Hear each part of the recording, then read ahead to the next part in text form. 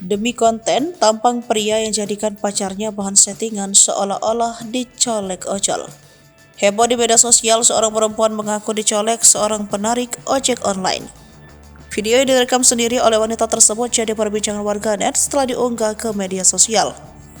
Namun pada akhirnya wanita tersebut dan pacarnya yang sedang mengendarai motor justru diharuskan meminta maaf. Sebab video dirinya dicolek-colek penarik ojek online ternyata hanya isapan jempol belaka. Tak pelak aksi perempuan dan pacarnya itu bikin komunitas ojek online meradang. Mengutip dari tribunjabar.id, wanita tersebut ternyata sedang membuat vlog.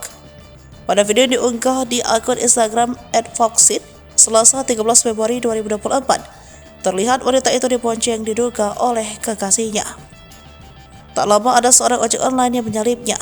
Wanita itu pun langsung memanggil kekasihnya dan menyebut dirinya dicolek-colek oleh driver ojol tersebut.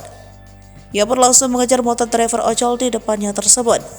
Setelah ditelusuri, pasangan itu ternyata adalah seorang konten kreator di Sumedang, Jawa Barat. Keduanya memiliki akun YouTube dan sudah beberapa kali memproduksi konten. Pria yang mengendarai motor diketahui bernama Cherry Pratama.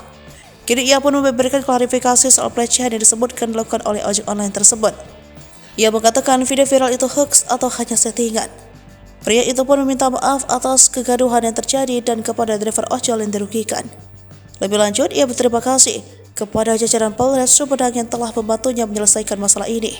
Ia pun berjanji hal ini akan menjadi pelajaran dalam membuat konten ke depannya.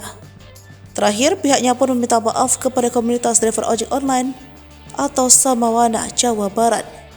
Jadi juga mau berterima kasih kepada Samawana, Jawa Barat yang udah memaafkan dan membuka hatinya untuk Cherry. Di sini saya mengaku menyesal apa yang sudah Cherry perbuat, pungkasnya. Ia pun kembali berjanji akan membuat konten yang lebih baik ke depannya.